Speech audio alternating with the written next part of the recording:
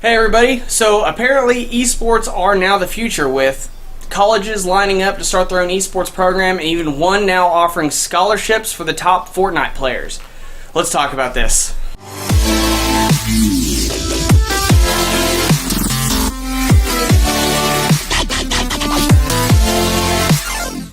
Hey everybody, hope you're having an awesome day today. We are here with some news. It was dropped a couple days ago. Don't know if you've heard much about it, but it's kind of the future, so we're here to talk about it.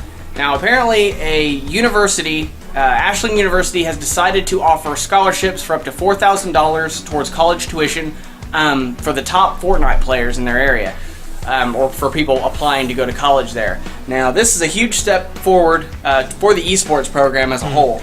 Definitely is, because there's 63 different colleges that have their own esports program. But right now, Ashland University is the only one offering scholarships, which puts it getting close to the same area as like football and basketball.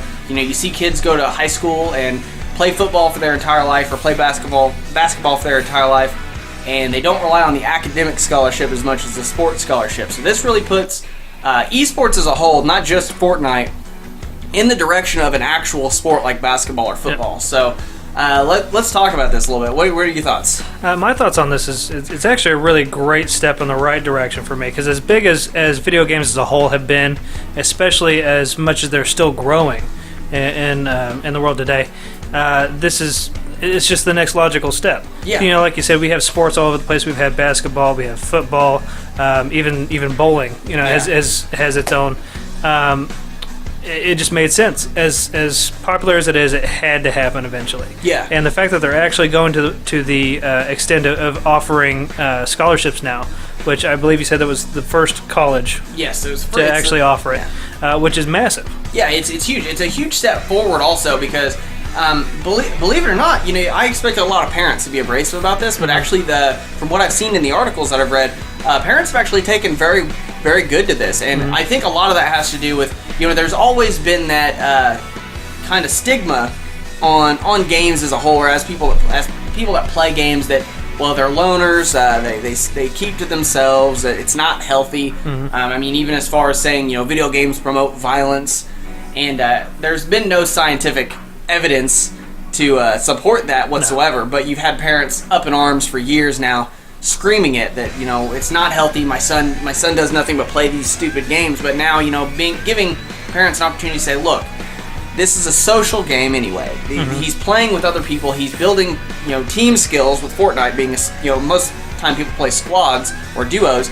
They're building team skills. They're building, you know, social skills as a whole, being able to play in a large environment with 100 players at a time, and they're getting the opportunity to fuel their desire, or fuel their passion for whatever it is they decide to do later down the road. They go to college, they decide they want to be doctors. They're getting that, you know, they're getting an extra step towards that direction, doing something they're already good at. Yeah, and that's one thing that's always drove me nuts about society as a whole growing up, you know, and going to school. When we went to school, you know, it was always, well, football players are, you know, we grew up in a hick town. Let's face facts here. Football players were the golden boys. They could be dumber than a box of rocks and get into a great college just because they can throw a ball. And nothing to take away from athletes. You know, if that's an accomplishment, you know, you're really good at something. You know, like the Joker said, if you're really good at something, never do it for free. And now you're children or kids, teenagers, are getting the opportunity to a free-to-play game, take a free-to-play game they don't have to pay a dime for, and just build up their skill level, be really good at it. And while it might not be a physical accomplishment, it's definitely a mental accomplishment. Well, the biggest thing for me on this is that it's a scholarship that they're having fun earning. Yes. You know, I filled a few scholarship forms and all that stuff, and at no point during the entire experience did I ever say, gee, I'm really enjoying myself right now. Yeah. You know, regardless of how much money was actually going to be coming in from it, which, you know, is not much, but still, you know, they're earning money from, like you said, a free game, in order to be able to go to school. So it's more incentive for them to actually go to a school, especially considering the fact that they do have an esports program. Yeah, and it's only a $4,000 scholarship, so it's not a huge. I mean, if you look at college tuition, it's not a huge drop in the bucket, but I mean, it is definitely it gives them a little bit more incentive. Yeah. Incentive, and it's going to pay for their books if nothing else. Yeah, and I mean, because it's only $4,000, you're still going to have to work on your academics. You're still going to have to, which I believe was part of it. Is you still have to meet academic requirements as well as being able to be good at the game itself. Which I mean, let's face facts here. Most of us that play these kinds of games and invest that much time into it are more academic than a lot of regular athletes that don't require those academic requirements. My experience, especially throughout high school, was the exact same. The people that excelled throughout the classes and everything, they tended, it wasn't a solid rule. Yeah. But they tended to be the people that actually did better in their studies.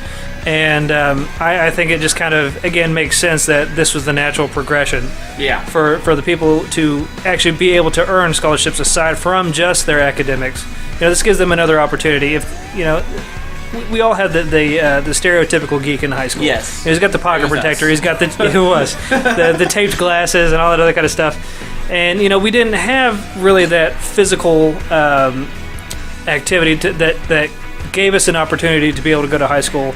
We just had what we learned, you know, and then being able to really broaden the scope of what is possible for students, I think, was just fantastic. Yeah. I really, really approve of this. Yes, it's definitely a good thing, and also it provides a good feeder system for the esports scene. It's one thing that I've always found aggravating with the esports scene, because I've tried to get into it several times, mostly with Paladins. Once I got really good at Paladins, and I was determined to build a team and to get into that esports scene, but the requirements to get into it, it's very convoluted, and a lot of times the information it's kind of scarce getting, especially when it's a big league like the WESA or something of that nature. Usually it's, check-in times are here on this Discord, and you got to do this and this, and you show up to the Discord and you're what's going on, what are we doing, how do we play, how do we jump into the lobby, and it's very convoluted, and it makes it kind of difficult if you want to be a professional esports player.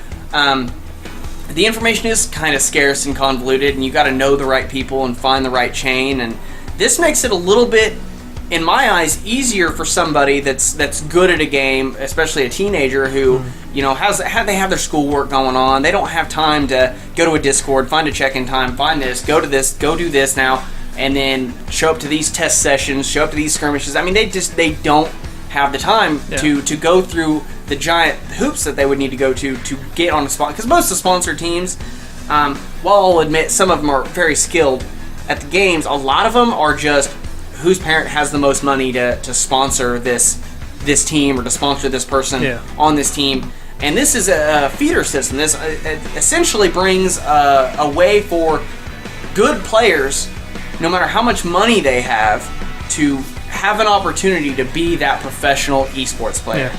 And now's really a great time to get into it, because the esports scene has been growing in leaps and bounds. And we're having multiple hundreds of $1,000 first place prizes. Oh yeah. I think there was $1 million prize for a League of Legends tournament not too long ago. I think the leader for that right now, I still think it's Dota. Dota? I can't remember what the top prize they offered was, but I mean, it was an insane amount. It was huge amounts of money. So I mean, it's getting bigger. I mean, they're advertising and playing esports at Buffalo Wild Wings, and we peaked. So but I mean, it's still growing. It's still getting other people in there. But now's the time to get into it. And like you said, this provides a way for people to know, or at least learn the process and how to get into these different tournaments and stuff, as well as being able to play the game, as a part of their schooling as well as their sport. So. And I'd like to see it grow more. I mean, we're seeing more professional leagues come out of the woodwork. I'm just recently H1Z1, which I mean. H1Z1's been around since 2013. Then in 2016 it split, and they made the original what was PUBG. They brought Brendan Green on to design King of the Kill, and he later left to make PUBG. But I mean, that's a game that's been around since, at least the Battle Royale scene's been around since 2016, and it's still gaining traction. I mean, I'm not a big fan of H1Z1, but I mean, even the fact that it's still gaining enough traction to get televised televised tournaments and start their own professional league, it's just growing. The game scene as a whole is growing, and it's really exciting to see, because with Ashland University, they're the first ones to do this, but it's actually really exciting to see like what other colleges are gonna take away from this and decide that, you know what, they're onto something we want to do. If anything, it could help make the colleges money, especially if they have like we have the NCAA, you know, the college basketball tournaments and stuff that people tune in on TV to watch. I mean, you know, they make those colleges make money off that. So I mean, what if we start seeing on local television, we start seeing video game tournaments? You know, you get like Injustice tournaments and Dragon Ball Fighters. You got Overwatch, Dota 2, League of Legends. Now, I don't think I could play League of Legends or Dota 2 competitively. I know I couldn't play Dota 2 competitively. That game is, I like it, but I'm too old to learn all the different mechanics in that game to be like really successful at it. I'll play it casually, but and same thing goes with Dota, or not Dota, but League of Legends. I mean, and there's so much toxicity in those communities. There really is. If you miss one kill, you're a feeder, and it just... I mean, I've seen people complain about getting told, you know, GG, good game. And, you know, I know that there are some players that use that sarcastically, like when they beat you, good game, ha ha ha, you know. But there are actually, like, I actually had somebody yell at me, what was I playing? It was a couple weeks ago. It was a Battle Royale game, I think. Yeah, I'm pretty sure it was a Battle Royale game, and it was Friday the 13th I was playing. And, I ended up getting, I killed all the counselors in the game, and, it took forever to do, so I was like, GG, good game, guys, and man, they ripped my ass so bad. They were like, you're so smug, and it's like, no, I'm actually telling you, it was a fun game, it was a fun round, you know. Now I'll play as a counselor, and good luck to whoever's Jason. You know, it's funny, but I mean, that's just the society we live in. Toxicity is part of it. Now I'm wondering if this scholarship and it becoming a more professional scene and a college scene, you know, teenagers are a lot more. They have bigger egos, I think. They're growing into their bodies. They're not, you know, they get a headshot on somebody and they're like, you know what, I'm better than you. So I'm wondering if this growing into a, you know, you see riots at basketball games. You gotta wonder if we're gonna see some, you know, nerd with his pocket protector and glasses jump over a computer desk just to punch some kid in the face because he gets, you know, killed in a League of Legends game. It would make for some seriously entertaining... We're going to have, like, the Conor McGregor of Fortnite. Chairs and dollies are going to get thrown, and... I think it'll be fantastic. It's definitely going to be a spectator sport if it gets to that point, because we're going to have a LeBron James. You know, we're going to have a Conor McGregor. I think we already do. What's that one kid's name that plays Dota 2? I think he would be considered the... God, I can't think what his name is. He was in that was a documentary that we watched about Dota 2 a while back, free to play on Steam. Yeah. I can't remember what his name was, though. I'm not a big Dota 2 follower, so don't trash me in the video because I couldn't remember this guy's name. Oh, it's such and such. Yeah, what a noob. But yeah, I mean, you've already got people at that level. Now, I don't think any of them have gone the route of, you know, trashing a bus, cocaine, and throwing crap and punching people and getting a Burger King commercial. That's the dream, getting so good at a game that you can afford to buy your own cocaine. Not endorsed by cocaine. In no way do we endorse... Great, we're going to get flagged for making a joke. I mean, that's how PC this world's getting nowadays. We're going to get flagged. For everybody else who appreciated the joke, just make sure you thumbs up. Yeah. Bottom line, this whole thing is just fantastic. I think it's going to be a great leap forward for video games as a whole. The esports league deserves a chance to actually gain the notoriety it deserves. It is, yeah. It's going to be fantastic, and I hope that the other colleges and stuff actually see the potential behind what is happening here and really jump on it and just take advantage, because there's so much potential out there. Yeah. Next, we're going to see Ivy Tech.